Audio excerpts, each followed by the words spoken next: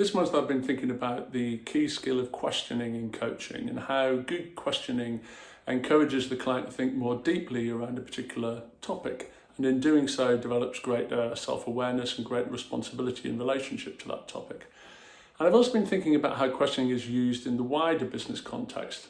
And so one example I think of is how previously in my career, when I facilitated a lot of workshops around strategy development and business planning, I wouldn't be the subject matter expert in an area, but I would be facilitating a number of subject matter experts to think more deeply around their business area in order to develop their business plan and the overarching, in terms of the overarching strategy. And so I'd use questioning techniques to encourage them to think more deeply around what they were going to do, how they were going to do it, who was going to be involved, etc.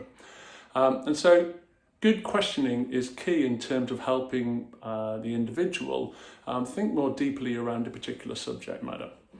It has to be pertinent, the questions have to be relevant, and the questioner needs to be observing and paying attention to whoever they're asking questions to in order to make sure that that's true. And that got me thinking about how sometimes questioning falls flat.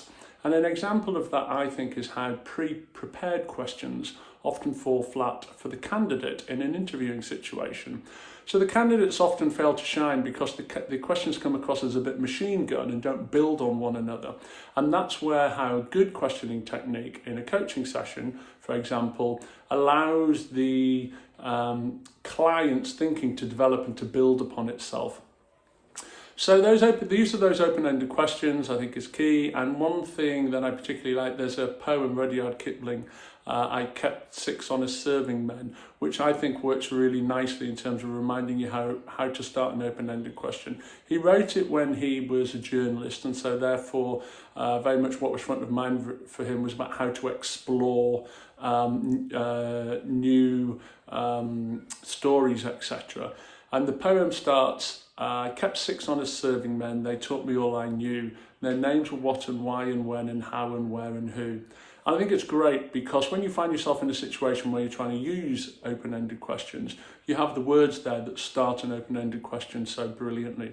The one that we exercise a little caution over in coaching is why. And that's only because sometimes why can come across as a little bit judgmental. Why did this happen? Why did you do that?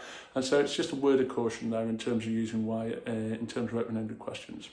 So if this is something that's interesting, you'd like to know a little bit more and my thoughts in terms of using questioning as the skill in coaching, then look out for my blog. And as always, if you've got any questions, then please don't hesitate to get in touch.